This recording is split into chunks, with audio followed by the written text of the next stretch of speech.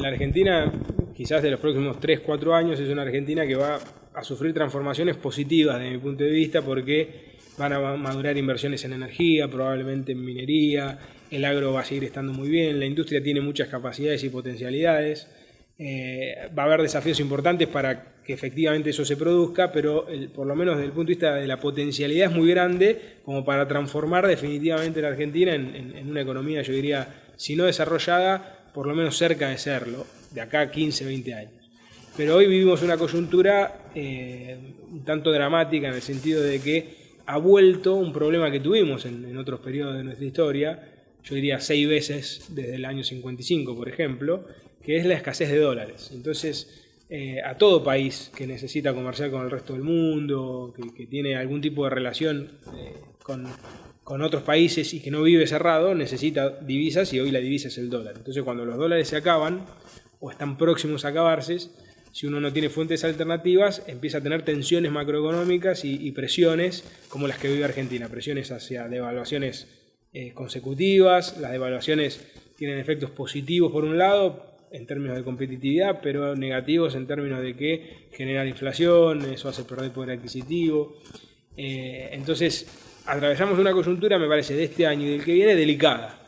Si la pasamos bien, me parece que tenemos todo para tomar un sendero de transformación, pero es una coyuntura que si no la pasamos bien y se producen crisis como tuvimos en otras épocas, tipo, no sé, 75 con el Rodrigazo, como tuvimos en el 58, en el 62, es decir, problemas macroeconómicos que pueden dar una coyuntura que dé lugar a configuraciones favorables o desfavorables. Mi temor es que no estamos en cualquier momento, estamos en un año previo a otro de elecciones y donde no está claro quién va a suceder a la presidenta de la Nación, y cuando no está claro eso, si bien es positivo desde el punto de vista democrático, no es tan positivo desde el punto de vista de que puede generar 6, 7, 8, 9 meses, donde al no estar claro quién va a ser el nuevo jefe o conductor de la Argentina, se genera un espacio de ingobernabilidad. Esperemos que no ocurra, me parece que el gobierno está tratando de hacer todo lo posible porque esto no ocurra. Esto es una cuestión cíclica, también histórica, más allá de los vaivenes de la economía o de la estructura que mencionaba. Sin duda, de ahí viene esa frase que muchos mencionan, que decimos, la Argentina cada 10 años tiene una crisis. Yo igualmente creo que ha madurado la sociedad argentina y ya no quiere eso. En ese sentido me parece que la sociedad ha madurado más que los políticos, en el sentido de decir, bueno, por favor, que no venga cada 10 años una crisis. Y hay que entender como sociedad que las crisis también se producen por lo que hagamos nosotros. Entonces, si todos creemos que cada 10 años va a haber una crisis, lo va a haber efectivamente porque nos vamos a comportar de tal manera que la crisis se va a producir. Es importante que empecemos a pensar la Argentina, me parece, a 20, 30 años, para dar condiciones de previsibilidad para hacer cosas que necesitamos. Es decir, acá hay inversiones de largo plazo que muy difícilmente se hagan si Argentina no sale de ese circuito cíclico que usted menciona. Estamos hablando de la proyección, de las potencialidades, pero en el día a día, su ministro dijo, les hablé con el corazón y me respondieron con el bolsillo. Momento de paritarias, ¿qué va a pasar con el consumo, la inflación? ¿Qué rol va a cumplir en este contexto?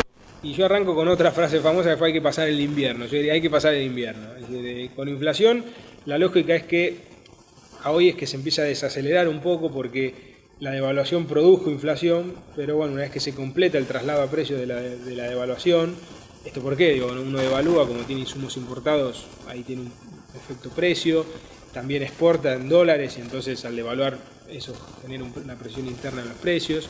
Pero lo lógico es que eso se empieza a desacelerar si las paritarias cierran rápido y en niveles de salario relativamente compatibles con la situación que tenemos hoy, 25-30%.